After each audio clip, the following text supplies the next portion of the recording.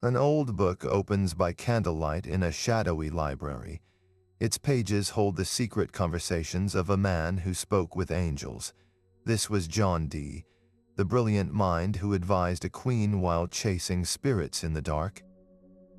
His occult diaries are a labyrinth of celestial codes and forbidden knowledge, a record of one man's quest to unlock the language of creation itself.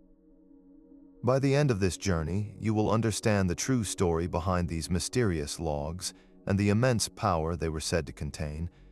We will uncover why a renowned scientist risked his reputation to contact otherworldly beings and what terrifying truths his scryer claimed to see in a black mirror.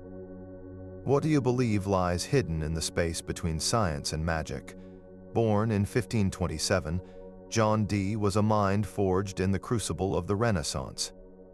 By the age of 15, he had entered Cambridge University, a prodigy so dedicated to his studies that he famously allowed himself only 4 hours of sleep and 2 for meals, devoting every other waking moment to the pursuit of knowledge.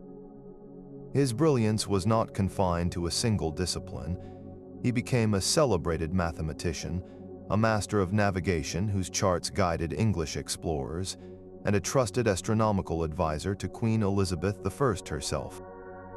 He even chose the most auspicious date for a coronation, a testament to the immense trust she placed in his intellect. Yet this towering scientific figure harbored a secret, consuming passion. For Dee, the cold logic of mathematics and the predictable movements of the stars were merely one layer of a much grander, divinely ordered universe. He believed that all of creation was a living text written by God, and he became obsessed with finding the key to reading it. This was not a rejection of science, but an expansion of it. He turned to alchemy, not merely to turn lead into gold, but to transform the human spirit. He delved into the occult, seeking to communicate with angelic beings he believed held the original, pure language of creation, a tongue lost since the fall of Adam. His respectable life at court was, in truth, a double life, one increasingly dedicated to a perilous quest for divine knowledge that would ultimately define his legacy far more than all his worldly achievements. Yet the angels remained silent. For all his immense learning, John Dee found himself standing at a locked door without a key. His spiritual crisis deepened into a profound frustration. He had the maps to navigate the world and the calculations to predict the movements of the heavens, but he could not hear the voices of its architects. He became convinced that the fall of the Tower of Babel was not just a story, but a catastrophic event that had shattered human consciousness. Before Babel, humanity spoke a single perfect tongue. This was not merely a language for buying bread or building houses. It was the language of God himself, the very vibrational code used to speak the universe into existence. Every word in this Adamic language, as Dee called it, was believed to resonate directly with the essence of the thing it described. To speak the true name of a stone was to understand its stony nature, to command its spiritual place in creation. This was the ultimate library, the complete knowledge Dee so desperately sought. But after Babel, that divine connection was severed. Humanity was left with a cacophony of corrupted, human-made languages, mere echoes of the original perfection. Dee saw himself as a divine linguist, chosen by God to be the conduit through which this pure language would be restored to the world. His prayers and rituals were not mere superstition. They were the meticulous efforts of a scientist trying to recover a lost technology, the operating system of reality. He believed that only by re-establishing contact with the angelic realm, the guardians of this sacred knowledge, could he reassemble the fragments and give humanity back its stolen inheritance. The key to the locked door finally arrived in the form of a man named Edward Kelley. He appeared at Dee's door in 1582, a figure shrouded in scandal and rumor. Kelley was a scryer, a person who claimed the ability to see and hear spirits within a reflective surface, a practice known as scrying. Dee provided the scholarly framework, the intense devotion, and the powerful questions. Kelley, he hoped, would provide the eyes and ears, The man's past, however, was far from angelic. Whispers followed him, tales of forgery and deception, and he was known to have had his ears cropped as punishment for some forgotten crime. Yet when Kelley gazed into the black obsidian mirror or the crystal shewstone, something extraordinary seemed to happen. He would describe visions of breathtaking complexity, of radiant angelic beings who communicated in a strange, melodious language. He became the sole conduit, the interpreter for messages from another realm. This partnership was the engine of Dee's greatest work, but it was built on a foundation of deep unease. Dee, the meticulous scholar, was forever torn between awe at the knowledge being revealed and a gnawing suspicion about the man delivering it. He depended utterly on Kelley, yet he could never be fully sure if he was communicating with divine angels or being led astray by a cunning charlatan. Their relationship became a tense dance of faith and doubt, a collaboration that would produce thousands of pages of celestial dialogues while constantly threatening to collapse under the weight of its own contradictions. The heart of Dee's mystical operations was not an empty chamber, but a room filled with powerful, consecrated objects. Each item served as a precise instrument, a lens to focus spiritual energy and make the invisible world tangible. The centerpiece was often the holy table, a wooden altar resting on wax seals and inscribed with a complex web of names and symbols. These were not random designs. They formed a spiritual fortress, a protected space where angelic beings could be safely invoked and malevolent spirits held at bay. Upon this table sat the primary tool for vision, the shewstone. This was not a simple crystal ball of folklore, but a magnificent, polished piece of rock crystal about the size of an orange. When Edward Kelley gazed into its depths, he was not looking for hazy pictures in the clouds. He described entering a vast, luminous landscape, a gateway to a realm of pure intelligence where angelic messengers appeared in robes of light. To command these spirits and bind them to truth, Dee relied on his most powerful artifact, the sigillum Dei Emeth. This was a magnificent disk of beeswax, intricately inscribed with the names of God and archangels, a divine passport and unbreakable contract rolled into one. It was placed beneath the table legs, symbolically establishing the entire operation on a foundation of divine authority. And then there is the most haunting object to survive the centuries, the black obsidian mirror. Fashioned from a single piece of polished volcanic glass, its surface is a pool of perfect darkness, reflecting nothing but a dim, distorted outline of the viewer. This was the ultimate scrying tool, a void that swallowed the light of the physical world to allow the light of the spirit world to shine through. To hold it today is to feel the weight of their intense sessions, the absolute silence broken only by Kelley's voice describing the indescribable, while Dee scribbled furiously, trying to capture eternity in ink. These were not superstitious trinkets. To John Dee, they were the equivalents of a telescope or a compass, sophisticated tools for navigating the deepest frontiers of existence. From the heart of these intense sessions, a new reality began to take shape, one built not of stone but of sound. The angelic beings did not merely offer cryptic prophecies. They delivered, piece by intricate piece, an entire language. They called it angelical, and they claimed it was the original tongue of humanity, the very speech of God used to create the cosmos. We know it today as Enochian. This was not a simple list of words for everyday objects. It was a complex, structured language with its own grammar, its own syntax, and a vocabulary of thousands of terms. The angels presented it as a system of immense power, where every syllable resonated with the fundamental nature of creation. To speak a word in Enochian was not just to describe a thing, but to connect with its very essence, to touch the divine blueprint.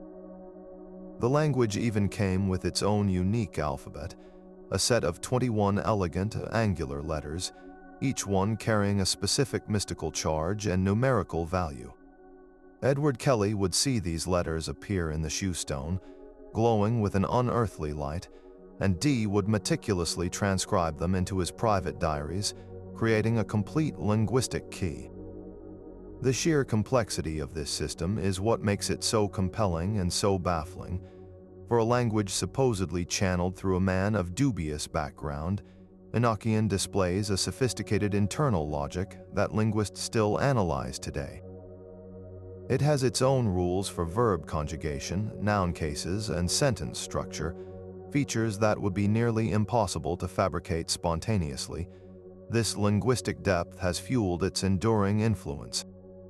Centuries after Dee and Kelley, Enochian was rediscovered and incorporated into the core practices of modern occult traditions, most notably by the Hermetic Order of the Golden Dawn. It became a tool for high magic, used in rituals to explore the inner planes of existence and command spiritual forces. Its echoes even ripple through our popular culture, from the ominous chants in horror films to the mystical incantations in fantasy novels, a testament to the haunting power of this celestial tongue. But this raises a profound and unsettling question. Were these two men truly unlocking the language of the angels, or were they, in their desperate quest, accidentally building a bridge to something else entirely? Before a single word from the angels could be heard, an elaborate ritual of protection and purification was essential. Every session began not with a command, but with a plea, a careful orchestration designed to shield the two men from the dangers of the unseen world. Dee understood that the spiritual realm was not a simple place of light and darkness, but a complex hierarchy of beings, some of whom would gladly deceive a human soul. To ensure they were contacting only divine messengers, he and Kelley would first engage in weeks of preparation. This involved intense prayer and fasting, purifying their bodies and minds to become worthy vessels for such high communication. They would confess their sins and seek forgiveness, striving for a state of spiritual cleanliness that would make them unattractive to lower, malevolent entities. The physical space itself was a fortress. Dee would meticulously consecrate the room, often his private study or laboratory, by sprinkling holy water and burning sacred incense. The air would grow thick with the smell of myrrh and frankincense, substances believed to carry prayers heavenward and drive away impure influences. Then they would kneel and recite long, fervent prayers, specifically calling upon the archangels Michael, Gabriel, Raphael, and Uriel. They did not demand an audience. They humbly petitioned these great powers to stand as guardians around their operation, to seal the space from any spirit that did not come in the name of the one true God. Only after these exhaustive steps, with the holy table prepared and the sigillum Dei in place, would Edward Kelley take his seat and lower his gaze into the shewstone. The first communications were not grand revelations, but simple verifications. The initial spirits that appeared were questioned rigorously, forced to declare their divine purpose and confirm their allegiance to the light. It was a painstaking, nerve-wracking process, a testament to Dee's scholarly caution. He was not a gullible mystic, but a researcher building his first fragile connection with a reality he had only ever read about in ancient texts. The angelic beings that Kelley described did not arrive as a formless chorus of light. They appeared as distinct individuals, each with a name, a personality, and a specific domain of cosmic expertise. The archangels were the most recognizable figures, the great ministers of the divine court. Uriel, whose name means fire of God, often served as a primary teacher. He was a being of profound intellect, delivering complex lessons on the laws of nature and the hidden architecture of the cosmos. He explained the spiritual properties of plants and stones, and revealed the intricate correspondences between the celestial and the terrestrial realms. Then there was Michael, the great protector and warrior, who offered guidance on spiritual warfare and the moral purification necessary to stand in the presence of such awesome power. Raphael, the healer, provided insights into medicine and the vital forces that animate all living things. But beyond these well-known archangels were entities of a more enigmatic and potent nature. Two figures in particular stand out for their frequent and intense interactions with Dee and Kelley. The first was an angel who identified himself as Ave. He presented himself as a governor of deep spiritual truths, a being of immense authority who delivered some of the most foundational calls to prayer and spiritual preparation. His presence was often a prelude to a major revelation, a sign that the conversation was moving to a higher, more dangerous level. Then there was Galva, a feminine spirit who claimed to be the daughter of the Archangel Gabriel and a human woman. She was a complex and captivating figure, a being who bridged the human and the divine. Galva specialized in revealing the inner, spiritual meaning of the natural world. She taught Dee about the secret virtues locked within herbs and minerals, and she explained how the entire physical universe was a coded message from its creator. Each of these beings had a role, a piece of the puzzle to deliver. Uriel provided the cosmic blueprints, Michael the moral compass, and Raphael the keys to earthly vitality. Ave and Galva, however, seemed to operate on a different frequency, offering knowledge that was more intimate, more tied to the transformation of the human soul itself. They were not just messengers, they were initiators, guiding the two men through a curriculum of spiritual awakening. But this celestial bureaucracy, for all its apparent order, was not always a peaceful realm. The angels themselves spoke of conflicts and hierarchies, of rebellions and spiritual politics that mirrored the human world in unsettling ways. What kind of messages were these powerful, otherworldly diplomats so urgently trying to deliver? The celestial curriculum soon delivered its most potent and formidable lesson, the 48 angelic keys. These were not simple prayers or gentle hymns, but powerful poetic invocations, each one a resonant key designed to unlock a specific gate within the spiritual architecture of the universe. Received through Kelley's visions, these 48 calls were said to command the fundamental energies of creation, from the movement of the winds to the very forces of life and death. To recite one of these keys was to insert a key into a cosmic lock, opening a doorway to another realm and compelling the attention of the powerful beings who governed it. The language used was the pure Enochian tongue, each syllable charged with the authority of the original speech of God. The angels presented this system as a divine technology, a means for a purified human to interact directly with the machinery of reality. But the imagery within these calls is far from serene. The verses are filled with intense, often terrifying visions of thrones of judgment, consuming fires, and the violent upheaval of kingdoms. One key might speak of adorning the earth with a crown of judgment, while another commands the opening of the graves and the restoration of the dead to life. They describe the fall of dragons and the binding of great beasts, painting a picture of a cosmos in a state of perpetual spiritual conflict. This apocalyptic tone suggests that Dee and Kelley were not just learning a language, they were being given a tool for navigating the end of an age. The power they were accessing was raw and elemental, capable of reshaping the spiritual landscape as surely as an earthquake reshapes the physical world. What does it mean that a system of such immense power was delivered through a man like Edward Kelley, a figure haunted by his own demons? This question leads us directly to the most controversial and painful chapter of their entire partnership. Yet this celestial knowledge was never meant to be a purely intellectual exercise. For John Dee, the language of the angels was a practical tool, a set of divine instructions to be applied in the material world.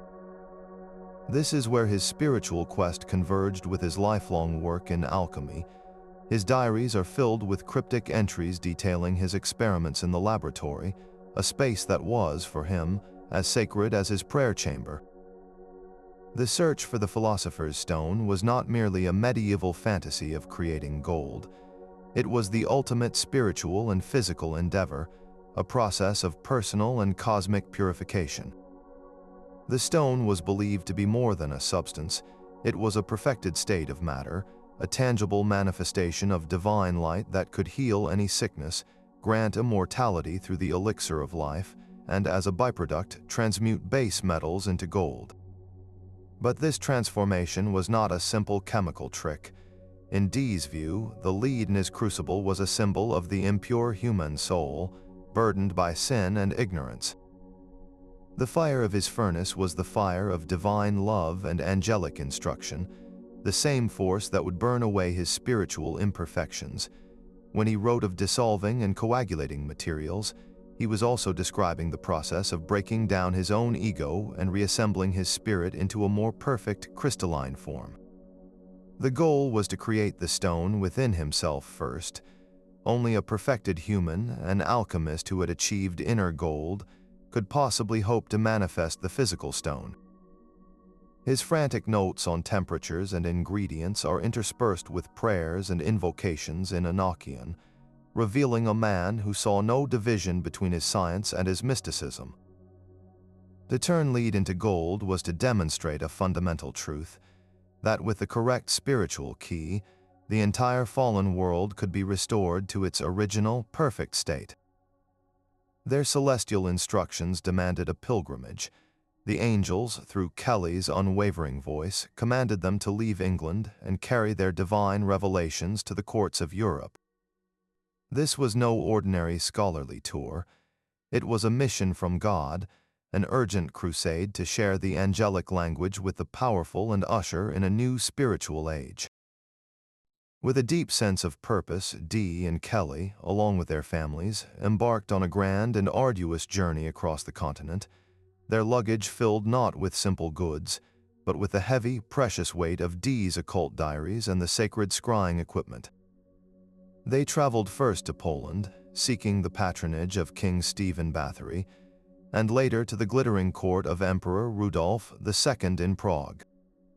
Rudolf was the perfect audience for their message. He was a recluse, a man obsessed with the occult, alchemy, and the search for hidden knowledge, maintaining a court teeming with astrologers, magicians, and charlatans all vying for his favor. Dee and Kelley presented themselves not as mere petitioners, but as divine ambassadors. They delivered the angel's promise that Rudolf, if he embraced their teachings, could become a world-changing monarch, a spiritual emperor who would unite Christendom under a banner of enlightened truth. They spoke of the Enochian language as the ultimate weapon and tool for a ruler, a means of direct communication with the divine counsel that guided nations. For a time, Rudolf was captivated. He granted them long, private audiences, listening intently as Dee, the esteemed scholar, laid out the philosophical framework while Kelley, the mysterious seer, conveyed the latest celestial pronouncements. Yet the very nature of their mission sowed the seeds of its own downfall. The angels' messages grew increasingly political and audacious. They began to instruct Rudolf on matters of state, demanding he abandon certain alliances and embark on specific religious reforms. They even spoke of the imminent fall of the Ottoman Empire and the need for a new holy crusade, directives that terrified the emperor's more pragmatic advisors.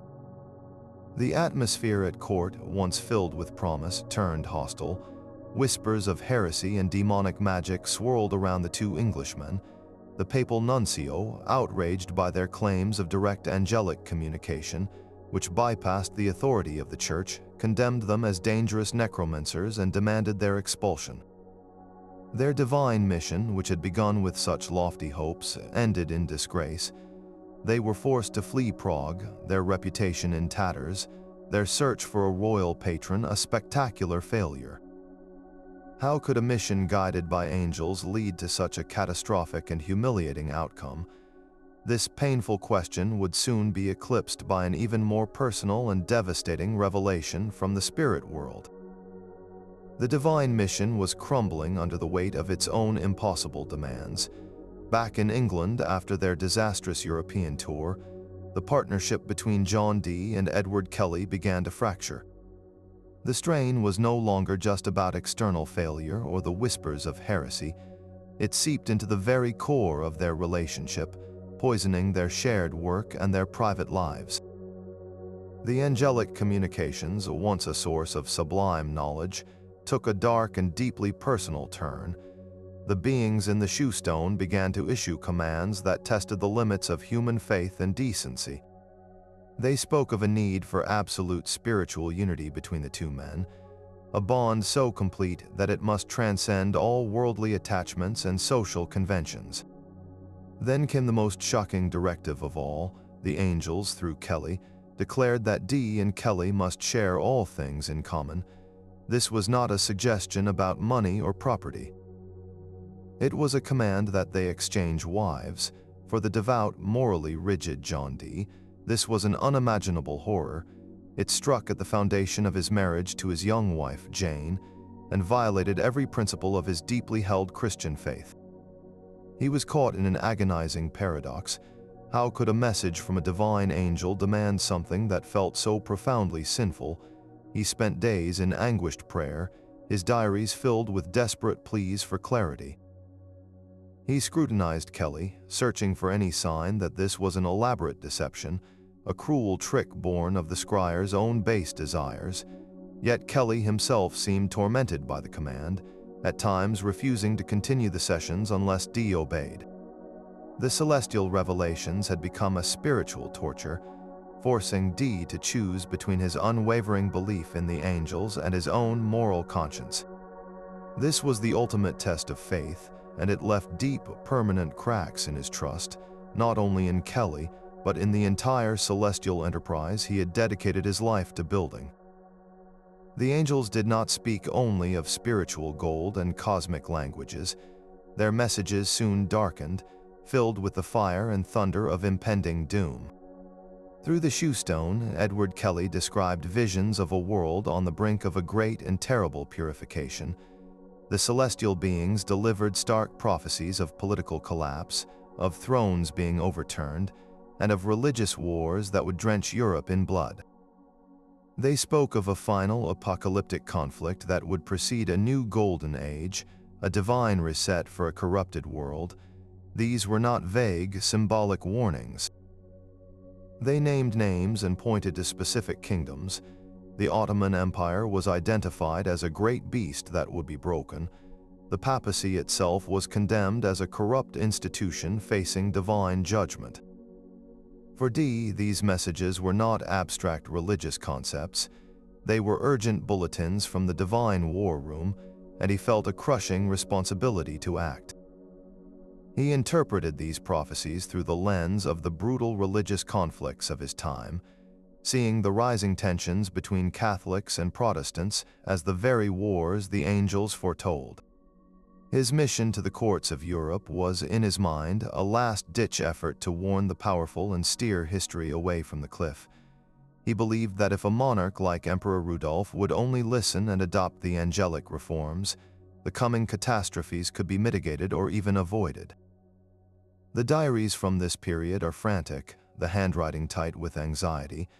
He was no longer just a scholar recording mysteries. He had become a prophet staring into the abyss, terrified that the world was ignoring the one key that could save it. This profound sense of impending crisis makes the ultimate failure of his mission all the more tragic.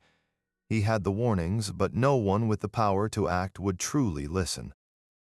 The angels promised that after the fire and sword, a new spiritual kingdom would arise from the ashes. But for John Dee, watching the storm clouds gather from his study in England, that distant hope was a cold comfort against the immediate reality of a world he believed was rushing headlong toward its own destruction. But even as he wrestled with the angelic commands, another ancient mystery consumed John Dee's thoughts, a puzzle he could not solve even with his celestial connections. This was the Book of Soiga, a cryptic manuscript also known as Alchemy. It was a volume that predated his work with Kelley, a tome he had hunted for years across Europe. Unlike the flowing Enochian script delivered by the angels, the Soiga was a fortress of encrypted text. Its pages were dominated by massive, grid-like tables filled with a seemingly nonsensical jumble of letters. To the untrained eye, it looked like a madman's ledger, but Dee, the master cryptographer, saw a system. He believed these tables were not random. They were a complex cipher, a labyrinth of letters concealing the deepest secrets of nature, perhaps even the true names of angels and the formulas for their invocation. He spent countless hours, his head bent over the sprawling tables by candlelight, applying every decoding technique he knew. He cross-referenced the sequences, looking for patterns, for numerical keys, for any crack in the code. It was a problem of pure intellect, a lock that refused to yield to his considerable skill. The profound irony is that he, a man in direct communication with celestial beings, could not decipher this earthly book. He even brought the Soiga to the angels, asking Uriel or Ave for the key. The response from the shewstone was reportedly a dismissal, a declaration that the book's secrets were not for him, or perhaps not meant to be unlocked by divine means. This must have been a uniquely frustrating torment for Dee. Here was a physical artifact, a book he could hold in his hands that contained knowledge so potent it remained just beyond the reach of both his formidable human intellect and his privileged angelic access. The Soiga stood as a haunting reminder that some doors, even for a magus of his stature, were destined to remain closed. The celestial partnership shattered not with a whisper, but with the corrosive lure of gold. Edward Kelley, once the humble scryer, began to transform under the weight of the secrets he channeled. The angels had spoken of alchemical transmutation, and Kelley now claimed he could perform it. No longer content with his role as the spiritual intermediary, he declared that he possessed the actual formula for creating the philosopher's stone. He began to conduct his own secret experiments, distancing himself from Dee's meticulous rituals and growing increasingly arrogant. He saw himself not as a conduit, but as a master in his own right, a true adept who could deliver the worldly wealth that had always eluded the scholarly Dee. The final bitter fracture occurred in the city of Trebon. Kelley, now boasting of his imminent success to wealthy patrons, refused to continue the angelic sessions. He demanded his freedom from their contract and a share of Dee's remaining funds to pursue his own glorious work. For John Dee, this was the ultimate betrayal. It confirmed his deepest, long-suppressed fears. The man who had delivered the language of God was now consumed by the basest of human desires. The spiritual quest was abandoned for a promise of material treasure. Heartbroken, and utterly disillusioned, Dee made the painful decision. He packed his precious diaries and his sacred instruments, gathered his family, and in 1589 he set sail for England. He left Edward Kelley behind in Bohemia, a man now chasing earthly gold, forever severing the bond that had once opened the gates of heaven. England had become a foreign land.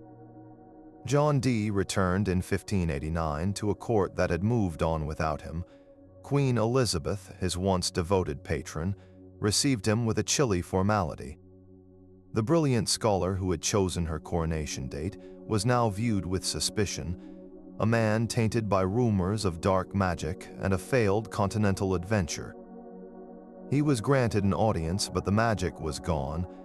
His petitions for a position, for funds, for simple recognition, were met with polite excuses and empty promises. The world of power and influence had closed its doors. His final official appointment was a hollow consolation prize, a posting far from the centers of power. He was made warden of Christ's College in Manchester, a position that sounded respectable but was in reality a desperate struggle. The college was plagued by debt, internal strife, and a plague outbreak that swept through the city, claiming the lives of his beloved wife, Jane, and several of their children. This was not the triumphant return of a spiritual ambassador. It was a slow, grinding descent into obscurity and grief. The man who had conversed with archangels now spent his days mired in administrative squabbles and funeral arrangements, his grand visions replaced by the grim arithmetic of survival. His personal library, once one of the greatest in Europe, began to shrink as he was forced to sell his precious books, volume by volume, just to pay for food and firewood. The celestial keys to the universe were locked away in dusty diaries, while their author faded into the background of a world that no longer had any use for his kind of magic. The celestial conversations ended, but the paper they were written on had its own long and perilous story to tell. For decades after John Dee's death, His precious diaries did not rest peacefully in a library. They were scattered, a collection of mystical logs that seemed to carry a curse of dispersal. Some manuscripts remained with his family, slowly decaying in attics. Others were sold off by desperate heirs, passing into the private collections of curious nobles and wealthy occultists who understood their value. A significant portion of the collection was simply lost, vanishing into the chaotic flow of history, as if the secrets they contained were too potent to remain easily accessible. For nearly 70 years, these fragmented records of angelic dialogues existed only as whispers and rumors, a legendary but unverified chapter in the history of the occult. Then in 1659, a scholar named Merrick Casaubon performed an act of resurrection.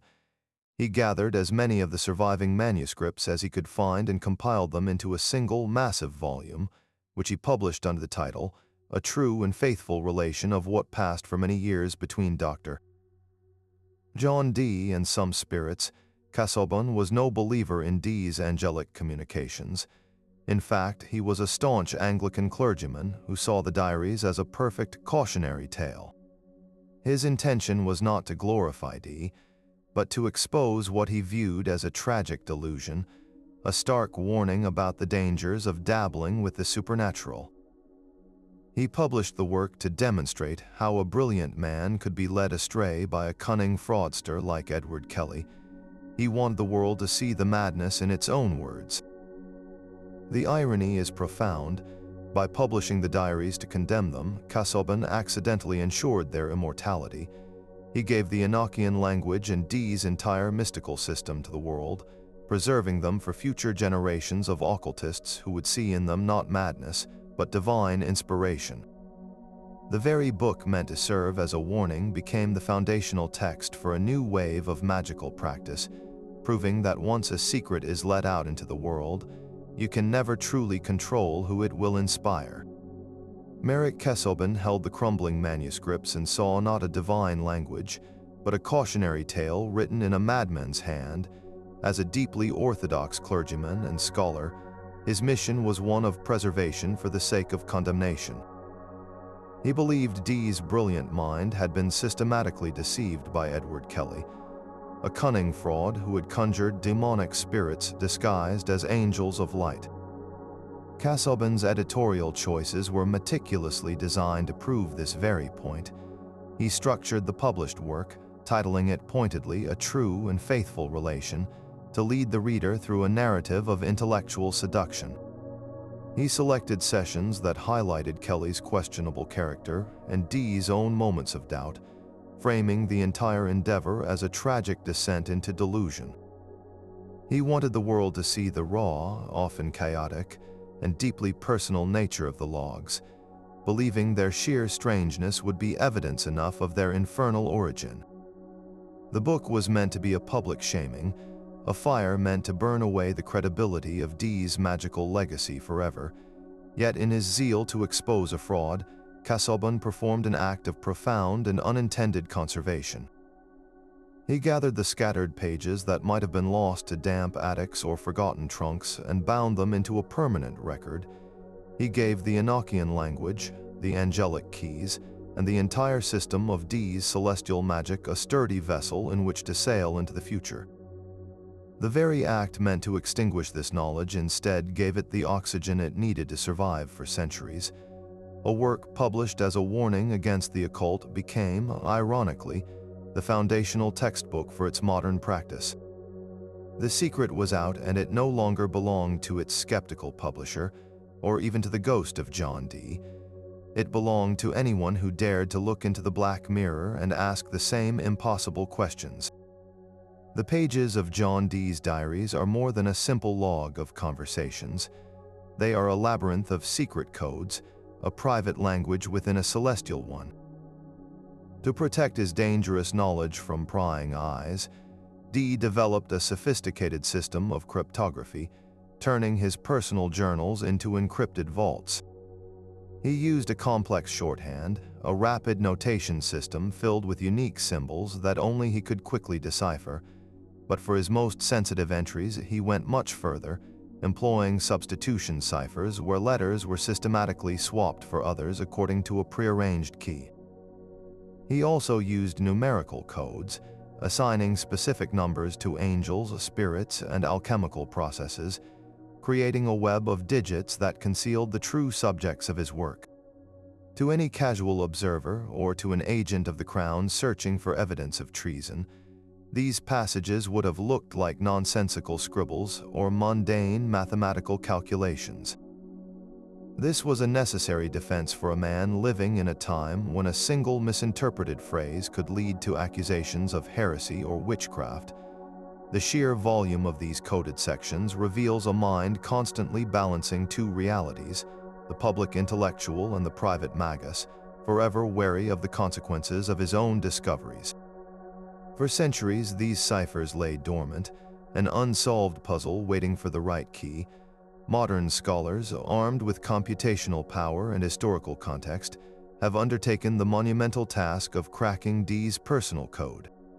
The process is painstaking, requiring a deep familiarity with his handwriting, his known interests, and the linguistic patterns of his time. Researchers compare the coded sections to his plaintext writings, looking for repeated number sequences or symbol clusters that might correspond to common words like spirit or gold. Sometimes a breakthrough comes from a marginal note or a cross-reference in another manuscript, a tiny clue that unlocks an entire page.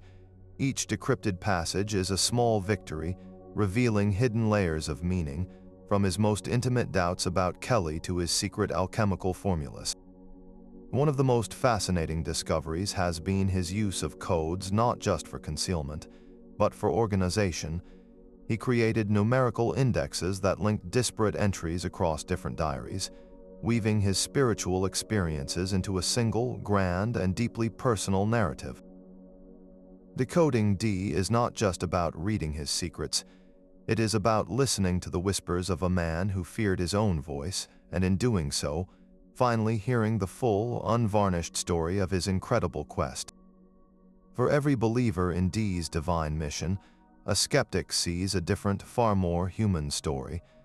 The most straightforward explanation is that Edward Kelley was a brilliant and ruthless conman. His criminal past proves he was no stranger to deception. A forger knows how to craft a believable reality, and a man with cropped ears had little left to lose. In this view, Kelley studied his target meticulously. He saw a brilliant, wealthy, and desperately devout scholar obsessed with contacting angels. All Kelley had to do was become the key Dee was searching for. The complex Enochian language was not channeled from heaven, but meticulously fabricated, perhaps with the help of an accomplice or a hidden library. A skilled linguist could construct a basic grammatical framework over time, especially when the sole authority on its authenticity was the man creating it. The prophecies were vague enough to be plausible, and the political advice was designed to appeal to the egos of powerful patrons like Emperor Rudolph. The ultimate goal was not spiritual enlightenment, but a steady income, a life of comfort, and finally, the ultimate prize, the alchemical secret to making gold. The wife-swapping command was the conman's masterstroke, a final, brutal test of control designed to either bind Dee to him in absolute, shameful loyalty or to provide a convenient excuse to end the partnership once the money began to run out. This theory paints Kelley not as a mystic, but as a master manipulator who turned one of the finest minds of the age into his personal patron and pawn. But could a mere fraud have sustained such an intricate deception for so many years, under such intense scrutiny? Another possibility removes Kelley's conscious malice and points instead to the fragile landscape of the human mind. Perhaps both men were sincere, but tragically deluded. John Dee's intense desire to believe, his decades of prayer and study, created a psychological pressure cooker. In this environment, Edward Kelley, a suggestible and imaginative individual, could have entered profound trance states. His subconscious mind, steeped in Dee's expectations and the occult literature of the time, would have then generated the entire angelic drama. The visions, the complex language, the prophetic warnings, all of it could have been a magnificent, collaborative work of self-hypnosis, a shared psychosis born from isolation and fanatical devotion. The human brain is a powerful storyteller, especially when trying to please an authority figure it depends on. Kelley was not lying. He was genuinely seeing and hearing what his own mind, and Dee's desperate need, had created. There is even a physiological theory that adds another layer. Some historians have pointed to the conditions of their work. They spent long hours in dimly lit, poorly ventilated rooms, often burning exotic incenses and herbs. Could they have been exposed to toxic fumes? A more compelling, though speculative, idea involves ergot poisoning. Ergot is a fungus that grows on rye bread and, when ingested, can cause powerful hallucinations, convulsions, and a burning sensation in the limbs, symptoms once attributed to demonic possession. If the flour used for their bread was contaminated, both men could have been experiencing shared psychedelic episodes, their reality chemically altered, mistaking the chaotic visions of a poisoned brain for divine communication. This would explain the sheer sensory intensity of Kelley's reports and the bizarre, often terrifying, nature of some commands. So where does the truth lie? Was it cold fraud, shared delusion, or a toxic accident? Or is it possible that within this tangled web of human weakness, something genuinely otherworldly managed to speak? For 200 years, the diaries lay dormant, their celestial codes gathering dust in private libraries. Then, in the late 19th century, a new kind of seeker emerged, one who saw in John Dee's fragmented logs not a cautionary tale, but a lost spiritual technology waiting to be reassembled. This was the era of the occult revival, a time when secret societies like the Hermetic Order of the Golden Dawn sought to synthesize all magical traditions into a single, coherent system. When the Golden Dawn's founders discovered Casaubon's published volume of Dee's spiritual diaries, they recognized a treasure map. Here was a complete angelic language, delivered with a scholarly rigor that appealed to their intellectual sensibilities.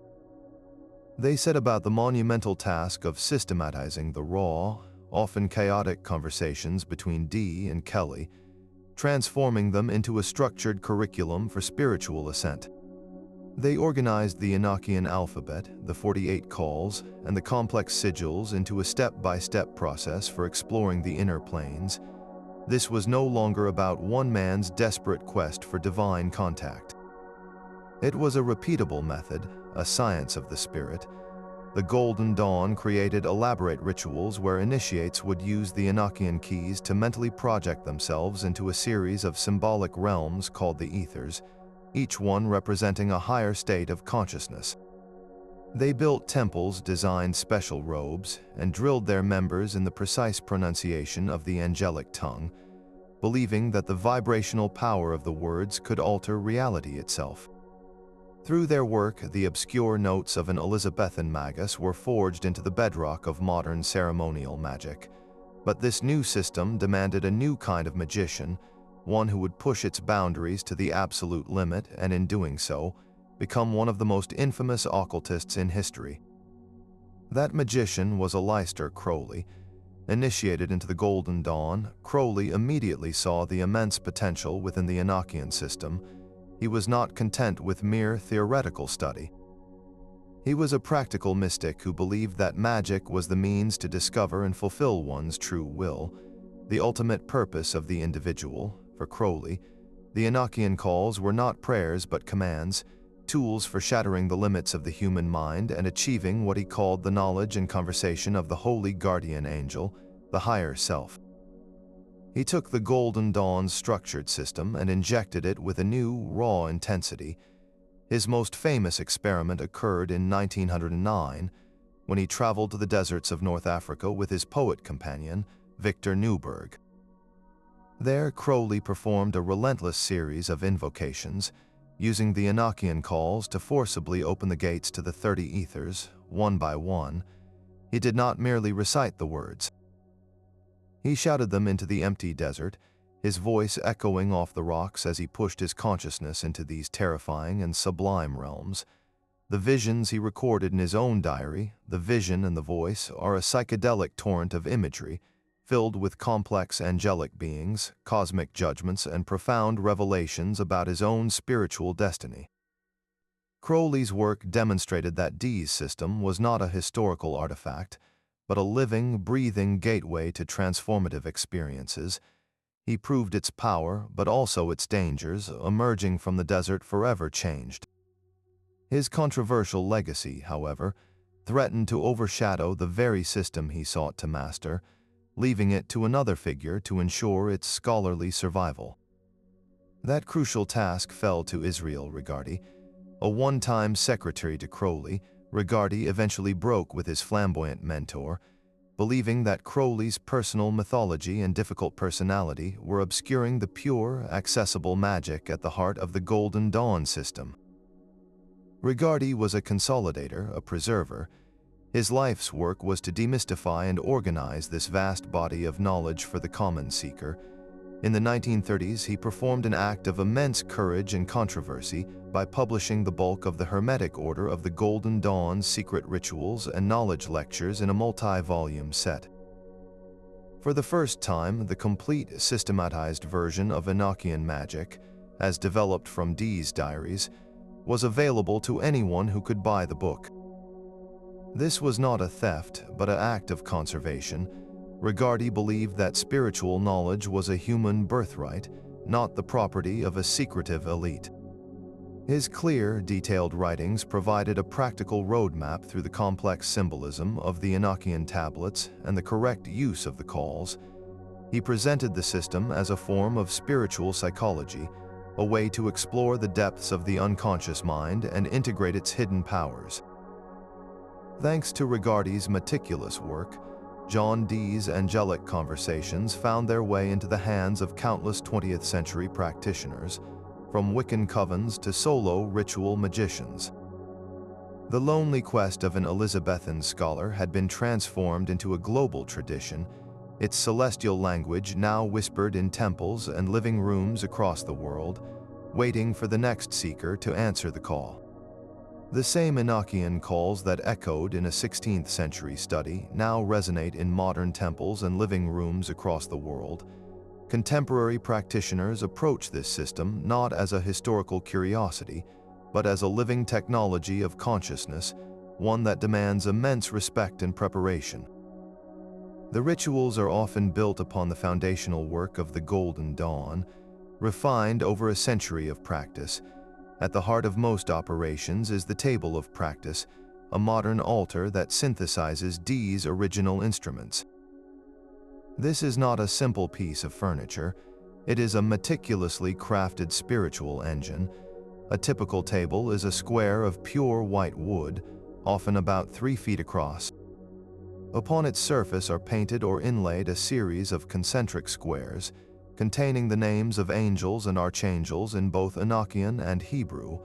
At the very center rests a replica of Dee's Sigillum Dei Emeth, the seal of God's truth, acting as the focal point for all spiritual energy. The table becomes a contained universe, a sacred space where the practitioner stands as both operator and participant in the divine order. Before any ritual begins, the space must be consecrated and the magician purified. This is not a mere formality, but a crucial safeguard. Modern practitioners, well aware of the system's volatility, spend days or even weeks in mental and physical preparation. They might follow a strict diet, avoid negative influences, and engage in daily meditation to calm the mind and strengthen their will. The ritual itself starts with the traditional lesser banishing ritual of the pentagram, a ceremony used to clear the space of any unwanted influences and create a purified circle of operation. Only then does the work with the Enochian keys begin. The practitioner stands before the table of practice, often holding a wand or sword, and begins to vibrate the words of one of the 48 calls. The pronunciation is guided by centuries of linguistic analysis, a best attempt to recreate the sounds that Kelley heard. The voice is not spoken, but intoned, felt in the chest and skull, the strange syllables echoing in the charged air. The goal is to shift one's own consciousness, to use the resonant power of the language as a key to unlock specific states of awareness and perceive the spiritual realities the calls describe. The reported experiences from these modern workings are as intense and varied as the practitioners themselves. Many describe a palpable change in the atmosphere, a thickening of the air, and a distinct drop in temperature. Some see swirling colors and geometric patterns with their eyes closed, a visual symphony triggered by the sonic keys. Others report a feeling of immense pressure, as if being watched by vast, intelligent presences. The ultimate aim for many is to journey through the ethers, the 30 progressive spiritual realms revealed in Dee's Diaries. A practitioner might spend a month working with just the first call, using it to establish a connection with the angelic governors before daring to probe deeper. As they progress through the ethers using the subsequent calls, the visions become more profound and personally transformative. One contemporary occultist described entering the 8th ether and encountering a being of pure mathematical light, who conveyed complex concepts of cosmic order directly into their mind. Another spoke of the crushing existential terror of the 14th ether, where every personal flaw and fear was reflected back at them with terrifying clarity. These are not casual experiences. They are profound psychological and spiritual trials that can lead to breakdowns as easily as breakthroughs. The system's notorious volatility comes from its raw power. It does not coddle the user. It reflects back the entirety of the practitioner's psyche, amplifying both their spiritual aspirations and their deepest insecurities. Working with Enochian magic is less like learning a new language and more like rewiring your own soul with a divine, and sometimes terrifying, current. What would you be willing to face about yourself in the black mirror of that ancient, angelic tongue? The shadow John Dee cast stretches far beyond the pages of his diaries, reaching into the very stories we tell ourselves today. His complex legacy has been reshaped and reimagined across every form of modern media, often stripped of its scholarly nuance and recast in more dramatic, archetypal roles. In the world of comics, he frequently appears as the ultimate villain, a sinister sorcerer bent on world domination through ancient magic. The Hellblazer and Justice League Dark series depict him as a terrifyingly powerful adversary, a man whose thirst for forbidden knowledge has corrupted him into a demonic entity. This portrayal flips the historical Dee on his head, transforming his devout Christian quest into a pact with dark forces, a simplification that serves the needs of a supernatural thriller but erases the profound spiritual conflict that defined his life. Video games have eagerly adopted his mystical toolkit. The blockbuster Final Fantasy franchise features a powerful summon named after him, a spectral being who unleashes devastating magical attacks. Here, Dee is not even a character, but a namesake for power, his identity reduced to a cool-sounding title for a digital spell. The Assassin's Creed series, known for weaving historical figures into its secret war narrative, presents a more ambiguous Dee, an agent of the Templar Order using his occult knowledge to control the course of human history from the shadows. This version plays on the real fears his contemporaries had, that his angelic communications were a cover for a dangerous political agenda. These adaptations ask us not to understand the man, but to see him as a symbol of the dangers of unchecked esoteric power. How does a devout Christian mystic become a stock character for dark magic? The answer lies in the irresistible allure of his props and practices. The black obsidian mirror, the angelic language, the cryptic diaries, these are perfect ingredients for fiction, ready to be plugged into any story that needs a dose of the arcane. Television and film further cement these tropes. The show Salem features a ruthless and manipulative John Dee III, a descendant who continues the family's dark work, while the film Elizabeth, The Golden Age, simplifies him into a superstitious court astrologer, a fleeting presence in the political machinations of the Queen. Yet not all portrayals are so one-dimensional. Some historical novels attempt to climb inside his troubled mind, exploring the tension between his brilliant intellect and his consuming spiritual obsessions. These narratives grapple with the central mystery: was he a genius, a fool, or a little of both? They capture the loneliness of his quest, the weight of the secrets he carried, and the heartbreaking collapse of his partnership with Kelley. This constant reimagining across our cultural landscape proves one thing: the real John Dee may have died in obscurity, but the questions he pursued are very much alive. Every time a writer or a game designer uses his name, they are tapping into that same eternal human curiosity about the unseen world. His story is a mirror we hold up to our own relationship with the unknown, reflecting our enduring fascination with the thin veil between science and magic, and our deep-seated fear of what might answer when we dare to knock. Even after centuries of scrutiny, the Diaries of John Dee refuse to surrender all their secrets. They are a labyrinth with no final exit, leaving us with profound and unsettling questions that challenge our understanding of history, psychology, and the very nature of reality. One of the most persistent puzzles is the baffling content of the angelic messages themselves. Why would cosmic beings, guardians of the divine language of creation, spend precious time delivering instructions on which days to travel or how to arrange mundane household objects? It seems absurdly trivial against the grand backdrop of cosmic keys and apocalyptic prophecies. One compelling theory suggests this was a deliberate test of faith and obedience. For a mind as towering and analytical as Dee's, the greatest spiritual hurdle may not have been believing in angels, but in surrendering his own formidable intellect to their inexplicable will. The mundane commands were the ultimate spiritual workout, forcing him to build the muscle of pure trust, a necessary foundation before he could be entrusted with the truly world-shattering secrets. Another possibility is more psychological. Perhaps these trivial details were the mind's way of grounding an overwhelming, non-ordinary state of consciousness. When the human psyche is flooded with visions of celestial architectures and terrifying beasts, it might instinctively grasp for familiar, simple anchors to prevent a complete break from consensus reality. The specific instruction to wear a certain ring or to fast on a Tuesday could have been a psychic safety mechanism, a way for Kelley's subconscious to tether their shared vision to the solid ground of daily life. This leads directly to the enigma of Edward Kelley himself. What was the true source of his visions? Was he a consummate actor, a psychological savant, or something else entirely? If he was a mere fraud, the sheer endurance of the deception is staggering.